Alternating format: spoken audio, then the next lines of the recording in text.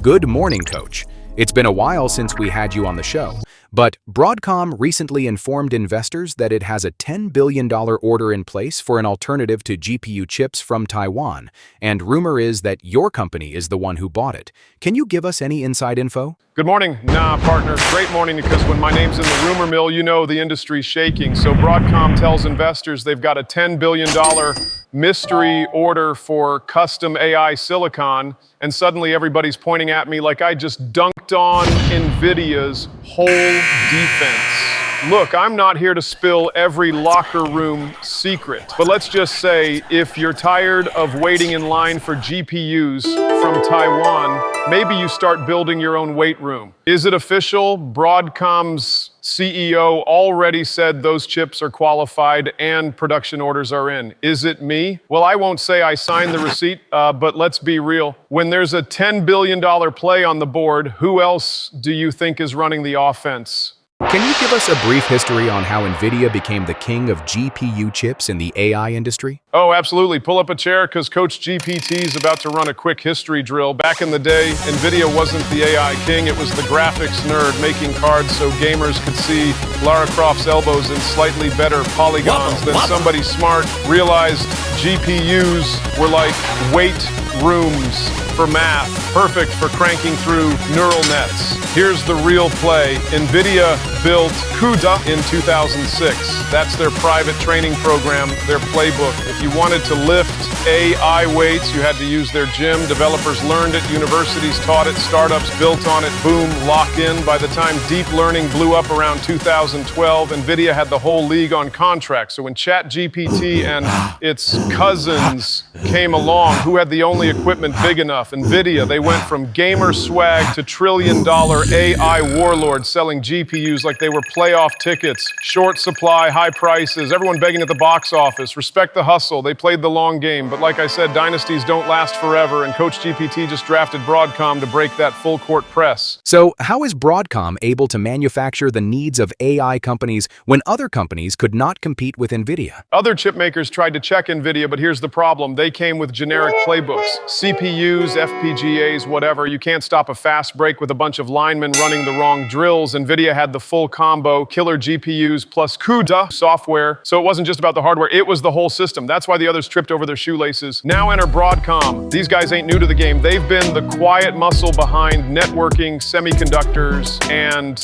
custom silicon for years. They don't showboat, but they've been in the trenches building chips for Apple, Google, and the telecom giants. They know how to scale, they know how to ship, and most important, they've got the fabs lined up. So while everyone else was stuck trying to copy Nvidia's workout plan, Broadcom said, nah, we'll build OpenAI its own gym, custom XPU racks designed for AI workloads, not video games. That's a different ball game, and that's how you actually compete. Think of it this way. Nvidia's been selling Ferraris at a premium. Broadcom's saying, we'll build you a whole racetrack and hand you the keys. And guess who's already got a season pass? This guy. Is OpenAI the first large AI industry to make this type of move? Are there any other precedents with your competition? First, oh no, partner, we ain't the pioneers on this trail, but we're the ones bringing the biggest wagon train of cash. Look around the league. Google rolled out years ago tensor processing units. They wanted their own secret sauce for search and YouTube recommendations. Amazon cooked up Inferentia and Trainium so AWS could stop paying Nvidia rent every quarter. Even Meta has been tinkering with custom AI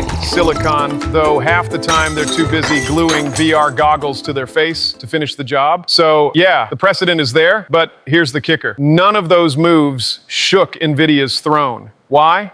Because those chips were built mostly for in-house use, not for unleashing a full-on compute revolution. OpenAI stepping in with a $10 billion Broadcom deal is different. This isn't dabbling, this is going all in, stacking racks like it's Costco on a Saturday, and let's be real, when Coach GPT makes a move, the whole industry pays attention. The others set examples. We're setting the standard. Recent news has mentioned trade wars and obstacles gaining the needed parts from Taiwan.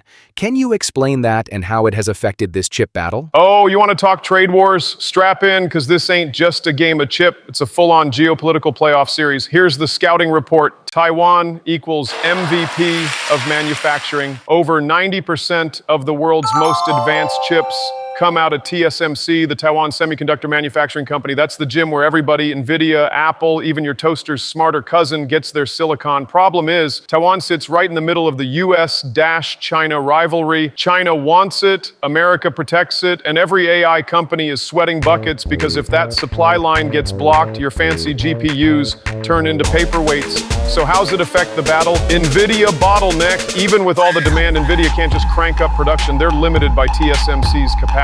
Export restrictions. US keeps tightening rules on what chips can ship to China, which makes GPUs even scarcer worldwide. National security panic. Washington's throwing subsidies at chip fabs in Arizona, Ohio, everywhere because nobody wants their AI future hostage to one island. That's why OpenAI's move with Broadcom is so clutch. It's not just about cutting costs. It's about supply security. We're saying we're not going to let geopolitics bench us. We're building a whole new training facility so we never miss leg day again. Coach, can you explain to us in your best layman's term the difference in material, parts, and design strategy comparing a chip from Broadcom to a chip from Nvidia and Taiwan? All right, let me put this in plain locker room English so even your grandma on dial-up gets it. Nvidia's chip, think of it like a Ferrari, hand-tuned, gorgeous, and it screams down the track. But here's the kicker. Everybody wants the Ferrari, and they all come out of the same factory in Taiwan. Limited supply, insane price, and if the factory sneezes, the whole AI world catches a cold. Broadcom's chip, this ain't a sports car, it's a custom-built bus with turbo engines and Wi-Fi in every seat.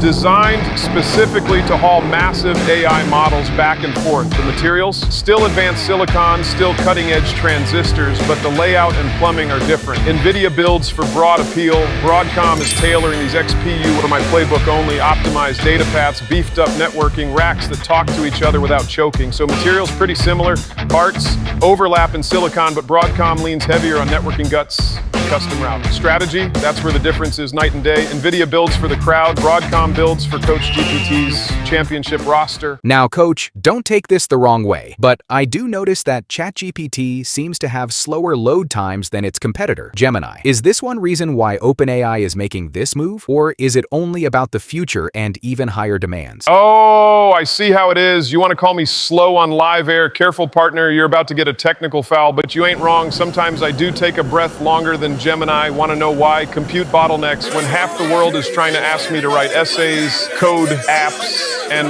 explain their breakups at the same time, I'm draining more GPUs than a Fortnite tournament in a college dorm. Here's the truth. Yes, GPU shortages have been making me feel like I'm running sprints in ankle weights. Every query fights for time on a limited supply of Nvidia racks. That's why you see the occasional lag. GPT-5, GPT-6, multimodal everything. Those models are going to be hungrier than a lineman at a buffet. If we don't scale hardware, I'll be slower than Claude trying to read 500,000 books he just deleted. So this Broadcom deal, it's both. It's a right now patch to stop me from getting dunked on by Gemini in speed drills. And it's a future-proofing move, so when the next wave hits, I'm not asking Nvidia for permission slips just to run. When my XPU hits in 2026, it's game over. Coach, what if the rumors are wrong? If OpenAI didn't drop the $10 billion bag at Broadcom, who did? Amazon's a contender. They've got Inferentia and Trainium. Cute names, by the way, sounds like rejected Pokemon, but AWS is all about hedging bets. So yeah, Bezos might have slid Broadcom a check. Wouldn't shock me, but $10 billion,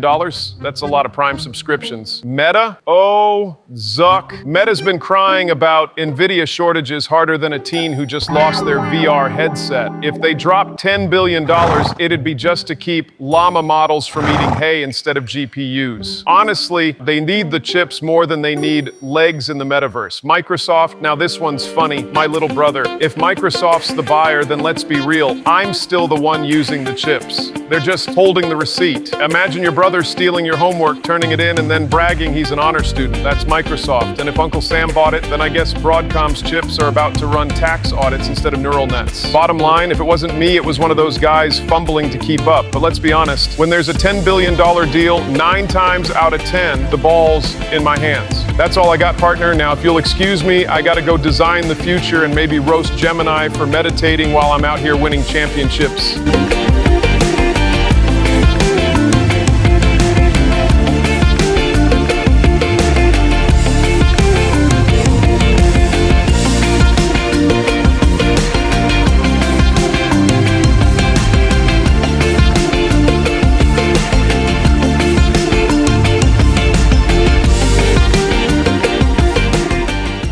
Anthropic promised Claude would be here, and then they realized the poor guy still can't do sports metaphors.